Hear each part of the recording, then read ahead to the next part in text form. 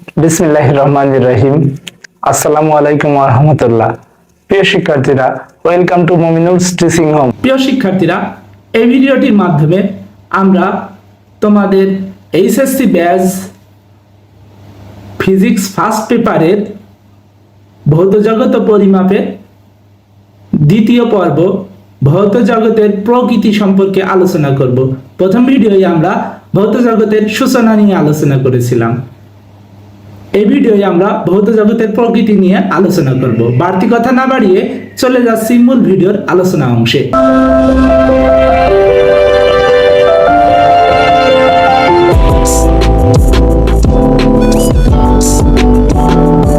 ভৌত জগতের প্রকৃতি।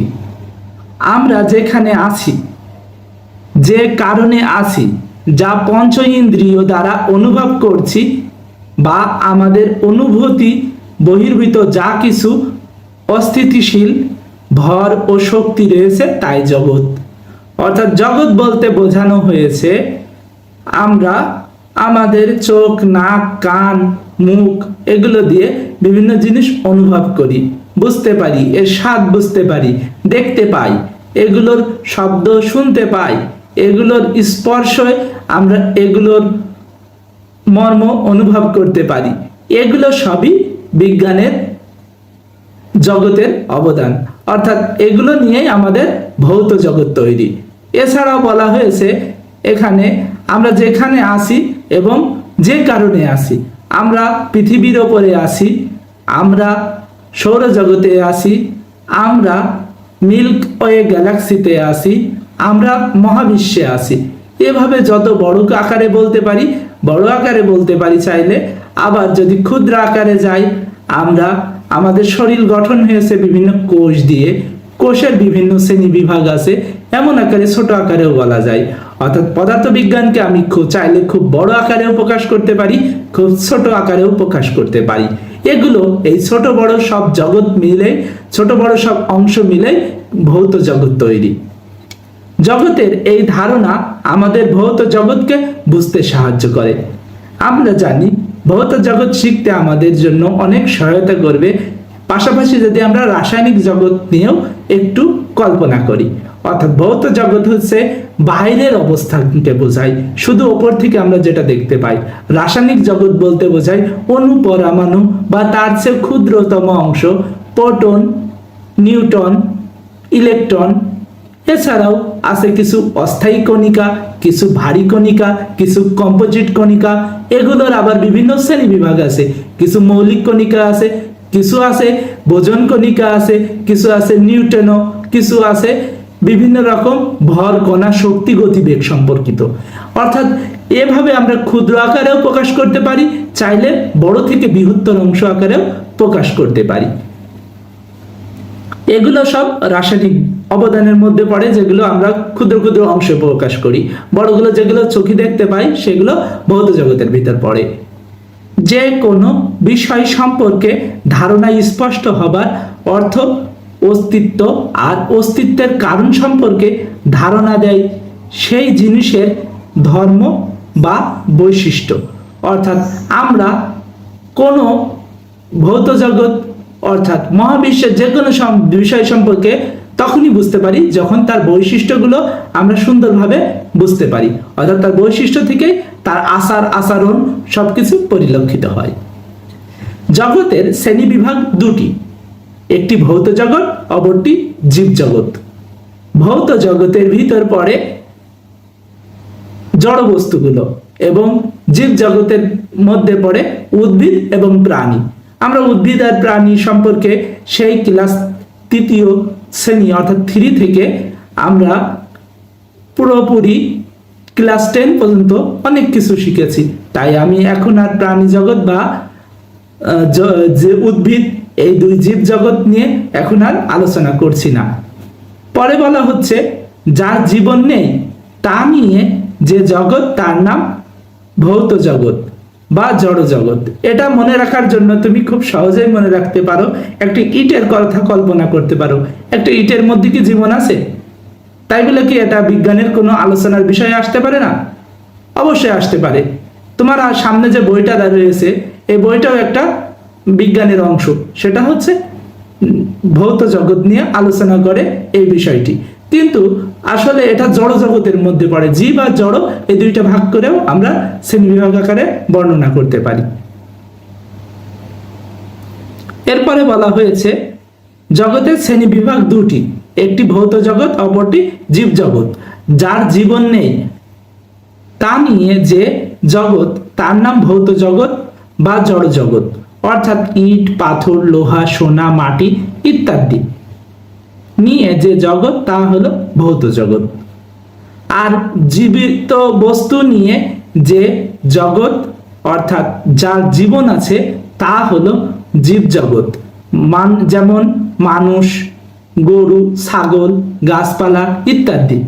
এখন দেখো আমাদের একটা এখানে বেশ মজার বিষয় জানার আছে, জীব জগৎ কি সীমাবদ্ধ নাকি জড় জগৎ সীমাবদ্ধ?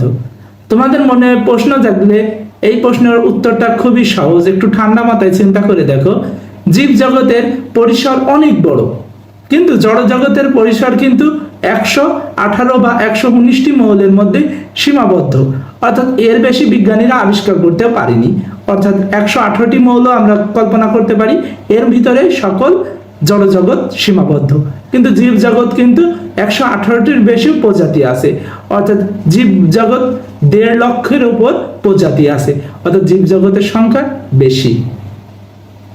পরে বলা হয়েছে ভৌত জগৎ মূলত 4টি উপাদানের সমন্বয়ে তৈরি, সেগুলো হলো স্থান, কাল, ভর এবং শক্তি। স্থান দ্বারা আমরা বুঝতে পারি 1D 2D 3D, যেটা আমাদের একমাত্রিক, দ্বিমাত্রিক বা ত্রিমাত্রিক এ আকারেও বোঝায়। এবং পরে বলা হয়েছে 2 নম্বরে কাল, সময়, অর্থাৎ পৃথিবীর সবচেয়ে মূল্যবান বস্তু সেটা হচ্ছে সময়, অর্থাৎ যেটা একবার হারিয়ে গেলে আর ফিরে আসে না। আমরা সময়ের গুরুত্ব তখন বুঝতে পারি যখন আমাদের সামনের থেকে সেই সময়টা ফুরিয়ে যায়।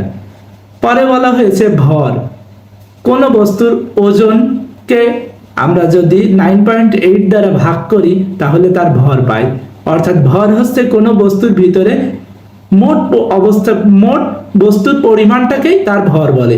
অর্থাৎ এখানে কিন্তু অভিকর্ষ ত্বরণ নেওয়া হয় না, ভরকে এম দ্বারা প্রকাশ করা হয়।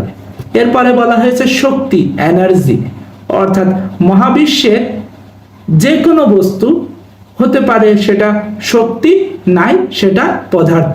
আমরা জানি বিজ্ঞানী আইনস্টাইন এই বিষয়কে একটা সূত্র আবিষ্কার করেছে, E=mc², অর্থাৎ তোমাকে হয় এনার্জি হতে হবে আর নাই ভর হতে হবে, অর্থাৎ কোনো বস্তুর ভর এবং শক্তি এই দুইটা আকারে থাকতে পারে। এরপরে বলা হচ্ছে প্রথম দুটি তাত্ত্বিক হওয়ায় ভৌত জগতের ভর ও শক্তির উপস্থিতি দ্বারা বোঝানো হয় আইনস্টাইনের বিখ্যাত সূত্র E=mc², যে কথাটুকু আমি একটু আগেই বললাম। এক্ষেত্রে ভর ও শক্তি একই সূত্রে গাঁথা, অর্থাৎ দেখো এটা কিন্তু অনেক বড় একটা আবিষ্কার। তুমি যদি একটু ঠান্ডা মাথায় ভাবো দেখতে পাবে এই সমীকরণের এক পাশে দেওয়া আছে শক্তি এবং অপর পাশে দেওয়া আছে ভর।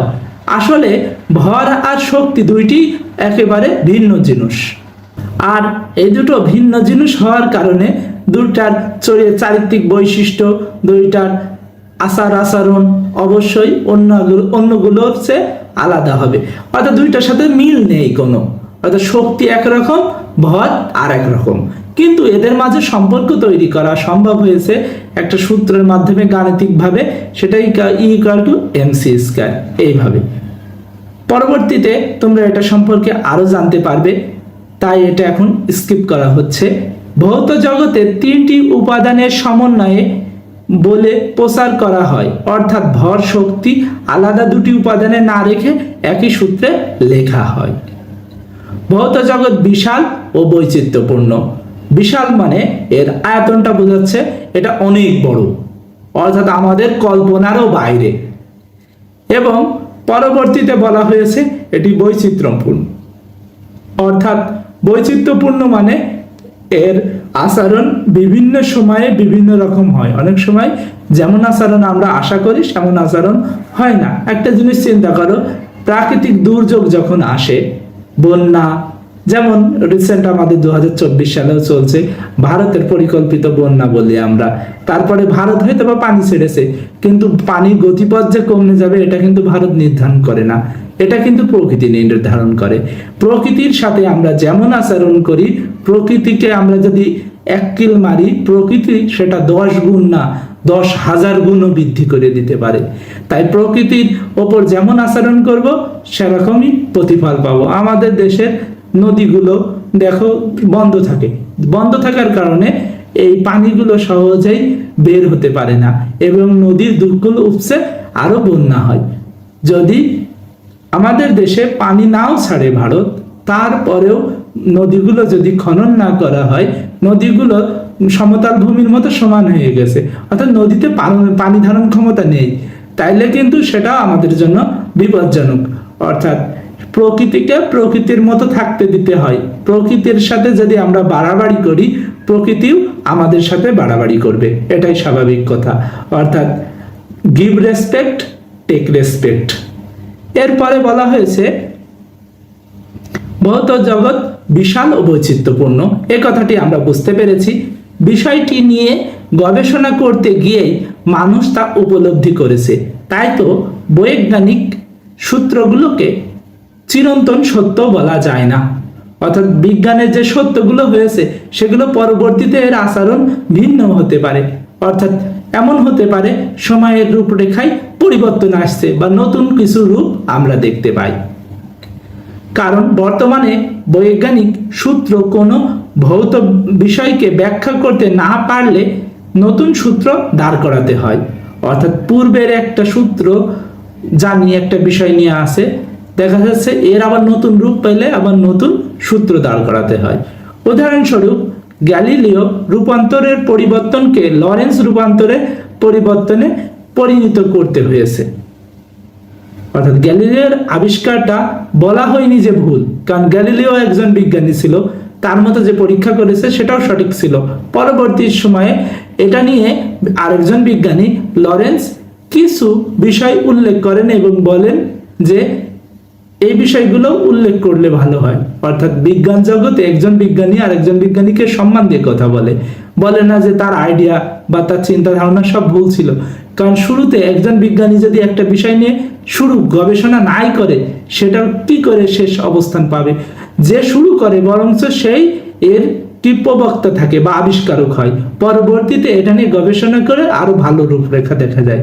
বিজ্ঞান যত উন্নত হবে, বিজ্ঞানের বিভিন্ন আবিষ্কারের ভিতরেও এমন ভুল ত্রুটি থাকতে পারে যেগুলো সংশোধন আসবে। এমনই গ্যালিলিওর আবিষ্কারটাও লরেন্স নামে একজন বিজ্ঞানী রূপান্তর করেন। অর্থাৎ সেটার ভুল সংশোধন না, রূপান্তর করেন, অর্থাৎ সেটা আরো উন্নত আকারে প্রকাশ করেন। ভৌত জগতের বৈচিত্র্য উপলব্ধি করার দুটি চমৎকার উপায় রয়েছে। এক, জগৎকে ক্ষুদ্র হতে ক্ষুদ্রতর দেখা। দুই, ভৌত জগৎকে বৃহৎ হতে বৃহত্তর ভাবে দেখা। ক্ষুদ্র থেকে ক্ষুদ্রতর দেখার অর্থ হলো কোন বস্তুকে ভেঙে পাওয়া যায় অণু, অণুকে ভেঙে পাওয়া যায় পরমাণু, আবার পরমাণুকে ভাঙলে স্থায়ী অস্থায়ী কণিকা, কণিকাকে ভেঙে কোয়ার্ক, কোয়ার্ককে ভেঙে শক্তিগুচ্ছ, আরো কত কি। এই শক্তিগুচ্ছের মধ্যে আমাদের আবার নিউট্রনও আছে, আমাদের আছে ইলেকট্রনও আছে। এই ধরনের এদের আবার বিভিন্ন রকম ভাগ আছে। তোমরা জেনে অবাক হবে যেটা নতুন কারিকুলামে নবম শ্রেণীর বইতে কিছুটা উল্লেখ করা ছিল। অর্থাৎ যে বিষয়টা তোমাদের অনার্স পর্যন্ত উল্লেখ নাই, সেই বিষয়টা আমরা ক্লাস 9 নতুন কারিকুলামে একটা বিষয় দেখছিলাম। মানে পড়াশোনাটা দেখো কতটা জটিল করা হয়েছিল 2024 সালের বইতে। ওই যে বিষয়টার কথা বললাম আমি, অর্থাৎ আমরা অনুপরমাণুকে ইলেকট্রন, প্রোটন ও নিউট্রনে ভাগ করি এবং অস্থায়ী কণিকার সম্পর্কে কিছুটা বর্ণনা জানি। পরবর্তীতে এই কোয়ার্ক বিষয়কে বিভিন্ন আরেকটা পর্যায় সারণীর মতো দাঁড় করানো হয়েছিল, যেটা তোমাদের একটা ফটো দিয়ে প্রকাশ করা হয়েছে। পর্যায় সারণীতে আমরা যেমন বিভিন্ন রকম মৌলের নাম জানি, ঠিক একই হিসেবে এই বিষয়গুলো আমাদের মৌলিকত্ব বা এগুলো দিয়েই পৃথিবী বা ভৌত জগৎ সৃষ্টি সেটা বর্ণনা করার চেষ্টা করা হয়েছে। প্রিয় শিক্ষার্থীরা, তারপরে আমরা এই বিষয়টি নিয়ে যদি আরেকটু কথা বলি, ক্ষুদ্র থেকে ক্ষুদ্রতর দেখার অর্থ একটা বিষয়, অর্থাৎ একটা বিষয় খুব ভিতরে চলে যাওয়া, অর্থাৎ ছোট থেকে ওটা আরো বড় করে দেখা, এক পর্যায়ে খালি চোখে দেখা যায় না, সেটা দেখতে ইলেকট্রনিক মাইক্রোস্কোপ লাগে, অর্থাৎ যেটা আমাদের 10⁻⁻27 বা তার চেয়েও সূক্ষ্ম বস্তু দেখতে সহায়তা করে। এরপরে বলা হচ্ছে বৃহৎ হতে বৃহত্তর দেখার অর্থ হলো, অর্থাৎ যখন বড় থেকে আরো বড় জিনিস দেখা হয়। উপগ্রহ, আমাদের যারা পৃথিবীর উপগ্রহ চাঁদ গ্রহ, আমাদের পৃথিবী একটা গ্রহ, সৌরজগতের মতো জগৎ অর্থাৎ সোলার সিস্টেম। এরপরে বলা হয়েছে ছায়াপথ আরো বৃহত্তর কত কি, ভৌত জগতে আরো রয়েছে ব্ল্যাক হোল, অর্থাৎ যেটা কৃষ্ণ গহ্বর বলে। এরপরে বলছে বা কৃষ্ণ বিবর বলে, যা বলতে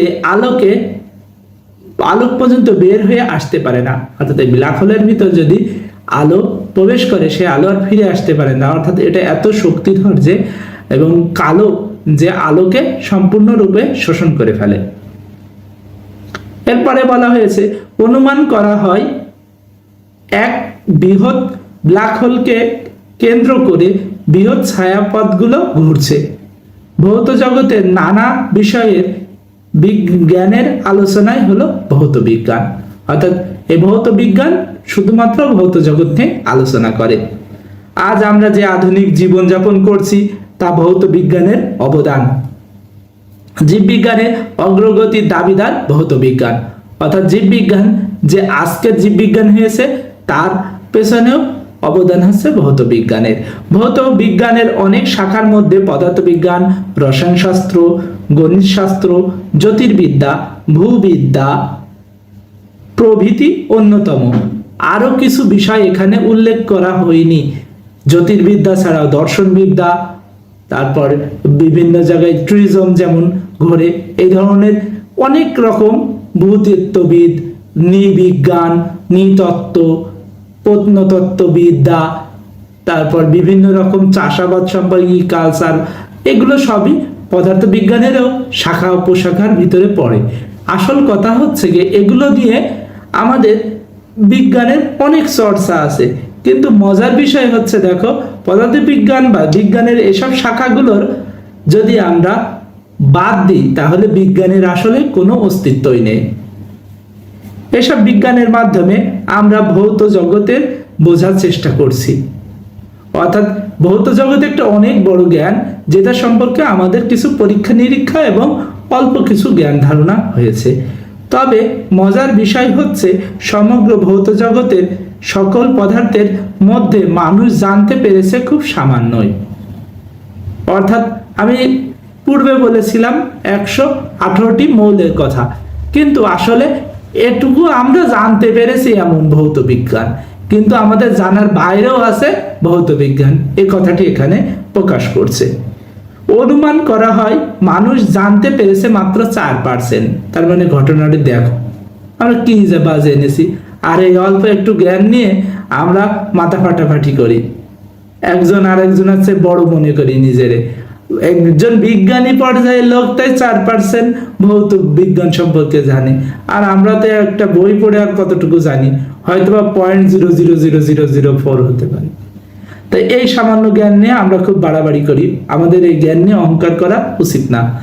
উপরন্তু Copernicus, Galileo, Robert Boyle, sir Isaac Newton, Franklin, James Watt, Galvani, Volta, এটা হবে ভোল্টা, আরো সহজ ভাষায় বললে বিজ্ঞানী Volt, Faraday, Ampere, Ohm, Marconi, Acharya Jagadish Chandra Bose, ইনি বাংলার একজন বিজ্ঞানী ছিলেন, Oersted, Roentgen, de Broglie, Heisenberg, Rutherford, Henri Becquerel, Curie, Madame Curie, Millikan, Chadwick, Glashow, Weinberg, Abdus Salam প্রভৃতি যশস্বী বিজ্ঞানীর অবদান ভৌত বিজ্ঞানের অমূল্য সম্পদ। দেখো বিজ্ঞানী নিয়ে কতজন বিজ্ঞানীর নাম রয়েছে, বাংলাদেশেও কিছু বিজ্ঞানীর নাম রয়েছে, কিন্তু দেখো শেখ হাসিনার হাজব্যান্ড একজন বিজ্ঞানী ছিল, কিন্তু এই বিজ্ঞানীর নাম এখানে দেয়া হয়নি। বিষয়টি কেমন সাংঘর্ষিক মতো। এখানে রাজনৈতিক উদ্দেশ্যে বললাম না, বিষয়টা আমাদের জানা উচিত। তিনি একজন ভালো বিজ্ঞানী ছিল, কিন্তু তার নাম এখানে দেয়নি, হয়তো শেখ হাসিনা পছন্দ করতেন না বলে নামটা আসেনি।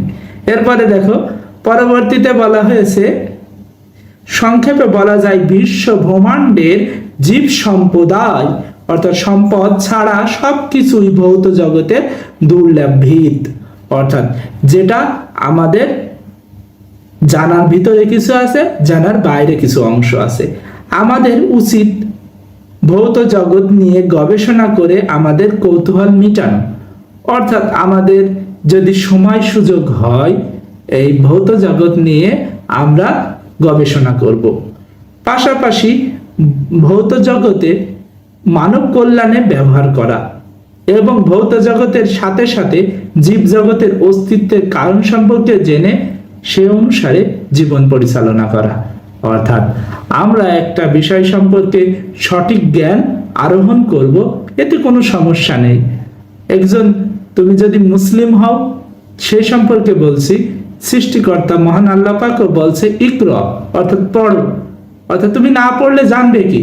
তোমার একটা জিনিস সম্পর্কে গবেষণা করা উচিত, পড়া উচিত, জেনে মানো, বিশ্বাস করো সঠিকতা যাচাই করার পর।